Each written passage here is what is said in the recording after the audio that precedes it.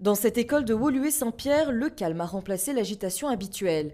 Suite à la manifestation des enseignants, seuls 3 professeurs sur 85 sont présents aujourd'hui.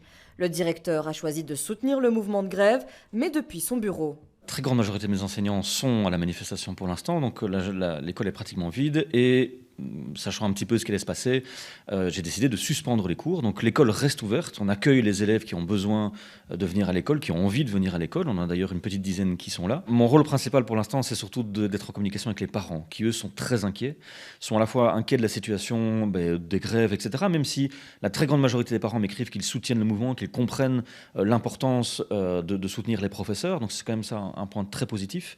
Mais beaucoup de parents sont inquiets sur cette fin d'année. Une fin d'année scolaire sous tension, car au-delà des manifestations de ce jeudi, c'est déjà la prochaine rentrée qui préoccupe les directions.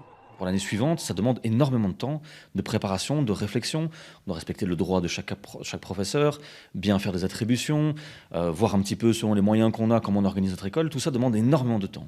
Cette année, normalement, je suis déjà fort avancé à cette date-ci. C'est pas le cas, donc ça me fait assez peur, je vous avoue. Même constat du côté de cette préfète qui a toutefois choisi de rejoindre la manifestation. On dépend du calendrier du gouvernement. On s'organise au jour le jour en fonction des décisions qui sont prises. C'est pas que les cours qui seront suspendus, c'est la rentrée scolaire qui n'aura pas lieu.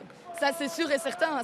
Ça va déjà être le boxon à la rentrée parce que le tronc commun arrive et qu'on n'a toujours pas les balises pour s'organiser correctement. Une chose est sûre, les organisations syndicales préviennent déjà que la mobilisation pourrait se poursuivre jusqu'au 10 juillet.